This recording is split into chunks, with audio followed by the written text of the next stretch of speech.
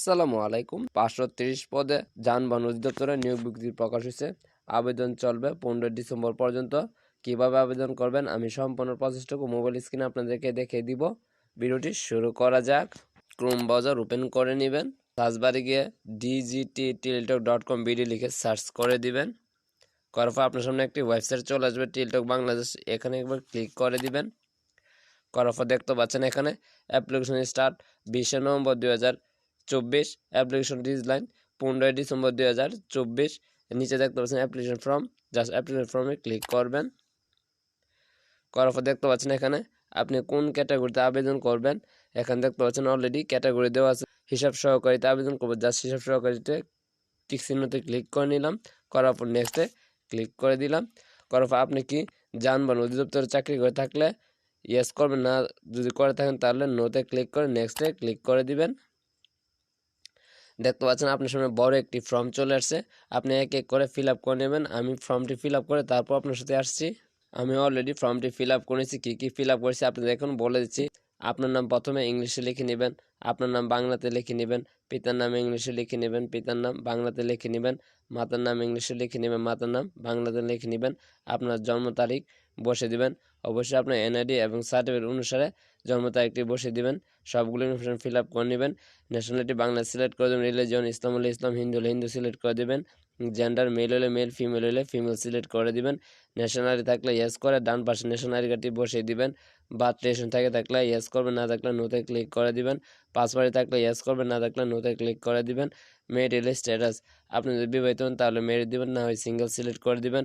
Mobile নম্বর আপনাকে সচল একটি মোবাইল নম্বর বসিয়ে দিতে হবে। কনফার্ম মোবাইল নম্বর আপনাকে কি কনফার্ম মোবাইল নম্বর বসিয়ে দিবেন। এই মোবাইল নম্বরটি এখানে জাস্ট বসিয়ে দিবেন। ইমেল অ্যাড্রেস আপনাকে আপনার ফোনে যে ইমেলটি লগ ইন করা আছে জাস্ট এই ইমেলটি দিয়ে নেবেন। কোটা আপনার যদি কোনো কোটা থেকে থাকলে দিবেন। ডিপার্টমেন্টাল স্ট্যাটাস আপনার যদি কোনো ডিপার্টমেন্টাল স্ট্যাটাস থেকে থাকলে দিবেন, না থাকলে দেওয়ার দরকার নাই। প্রেজেন্ট অ্যাড্রেস বর্তমান ঠিকানা। কেয়ার অফ অনেকে বলবে যে কেয়ার অফ কী দিবে, আমি প্রত্যেকটা ভিডিওতে বলে দিই যে আপনার কেয়ার অফ আপনার পিতার নাম অথবা মাতার নাম বসিয়ে দিবেন। ভিলেজ বা ঠিকানা আপনার ঠিকানা দিয়ে নেবেন। ডিস্ট্রিক্ট সিলেক্ট করে নেবেন, উপজেলা সিলেক্ট করে নেবেন, পোস্ট অফিস দিয়ে নেবেন, পোস্ট কোড বসিয়ে দেবেন। আপনার এনআইডির পেছনে পোস্ট কোডটি দেওয়া আছে, আপনি জাস্ট এখানে দেখে জাস্ট বসিয়ে দিবেন। এর পাশে দেখতে পাচ্ছেন পার্মানেন্ট অ্যাড্রেস, স্থায়ী ঠিকানা। এর উপরে দেখতে পাচ্ছেন সেম এস প্রেজেন্ট অ্যাড্রেস। এখানে একটি বক্স দেওয়া আছে, জাস্ট বক্সে ক্লিক করে নেবেন। আপনার অটোমেটিক আপনার পার্মানেন্ট অ্যাড্রেসটি বসে যাবে। দেখতে পাচ্ছেন শিক্ষাগত যোগ্যতা এক্সামিনেশন এসএসসি সিলেক্ট করে দেবেন। রোল নাম্বারটি বসে দেবেন। গ্রুপ সিলেক্ট করে নেবেন। হিউম্যানিটি হলে হিউম্যানিটি, সায়েন্স হলে সায়েন্স, কমার্স হলে কমার্স সিলেক্ট করে নেবেন।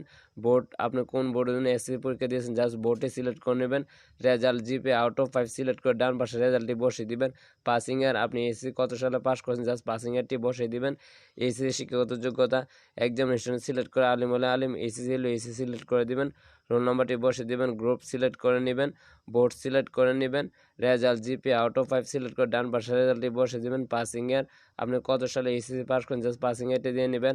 আপনি যদি আর কোনো শিক্ষাগত যোগ্যতা থাকে গ্রাজুয়েট তাহলে এখানে দেখতে পাচ্ছেন নিচে দেখছেন বক্স দেওয়া আছে, বক্সে ক্লিক করে আপনি শিক্ষাগত যোগ্যতাটি দিয়ে নেবেন। যেহেতু আমার কোনো শিক্ষাগত যোগ্যতা নেই জাস্ট আমি বক্সে তুলে দিচ্ছি। দেখতে পাচ্ছেন জব এক্সপিরিয়েন্স আপনার যদি কোনো জব এক্সপিরিয়েন্স থেকে থাকে এখানে একটি বক্স দেখছেন, বক্সে ক্লিক করে আপনি জব এক্সপিরিয়েন্সটা দিয়ে নেবেন। যেহেতু আমার কোনো জব এক্সপিরিয়েন্স নেই জাস্ট আমি বক্সটি তুলে দিচ্ছি। নিচে দেখতেছেন ভেরিফিকেশন একটি কোড দেওয়া আছে হিজিবিজি, এই কোডটি আপনি জাস্ট এখানে বসিয়ে দিবেন। আমি অলরেডি বসিয়ে দিচ্ছি। অলরেডি আমার কোডটি বসানো শেষ। নিচে দেখতে পাচ্ছি বক্স আছে, বক্সে ক্লিক করে সাবমিটে ক্লিক করে দিবেন। অলরেডি আমার যে ইনফরমেশনগুলো ফিল আপ করেছিলাম সবগুলো ইনফরমেশন এখানে চলে আসছে দেখতে পাচ্ছেন। আপনার যদি কোনো ইনফরমেশন ভুল হয়ে থাকে বা কোনো কিছু সংশোধন করার ইচ্ছা হয়ে থাকে তাহলে নিচে দেখতে পাচ্ছেন চেঞ্জ নিডেড, ক্লিক হ্যাঁ টু এডিট অ্যাপ্লিকেশন। এখানে ক্লিক করে আপনি আগের ফর্মে গিয়ে অ্যাপ্লিকেশনটি ফিল আপ করে নিতে পারবেন। যেহেতু আমার সব ঠিক আছে তাই আমি চেঞ্জ আর করতে চাচ্ছি না। নিচে চলে আসছি দেখতে পাচ্ছেন ফটো আপনাকে সিগনেচার আপলোড করতে হবে। আপনার ফটো 300 পিক্সেলে সর্বনিম্ন 100 KB হতে হবে, এমন একটি ফটো আপলোড করতে হবে। আপনি যদি না জানেন তাহলে আমার ভিডিও ডিসক্রিপশন বক্স থেকে ভিডিওটি দেখে নেবেন, তাহলে খুব সহজে আপনি আপনার ফটো 300 পিক্সেলে করে নিতে পারবেন।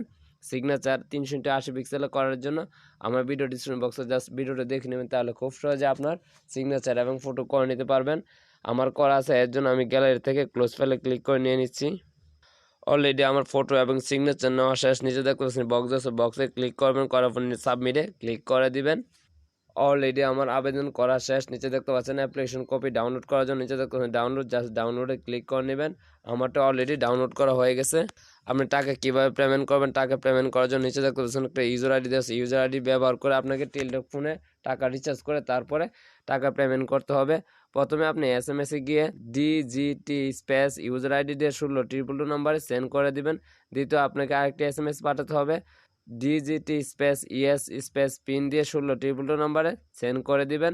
আপনি যদি টাকা কত টাকা পাঠাবেন যদি না জানেন সার্কুলার, তাহলে আমার কমেন্টে করবেন, তাহলে আমি আপনাদেরকে খুব সহজে এনে বলে দিব আপনারা কত টাকা পেমেন্ট করবেন, কীভাবে পেমেন্ট করবেন। আপনারা যদি একটি সম্পূর্ণ ভিডিও চান তাহলে আমি ভিডিও তৈরি করে আপনাদেরকে দিয়ে দিব কীভাবে টাকা পেমেন্ট করতে হয়। ভিডিওটি যদি ভালো লেগে থাকে অবশ্যই চ্যানেলটি সাবস্ক্রাইব করবেন এবং ভিডিওতে লাইক কমেন্ট করে পাশে থাকবেন পরবর্তী ভিডিও পাওয়ার জন্য।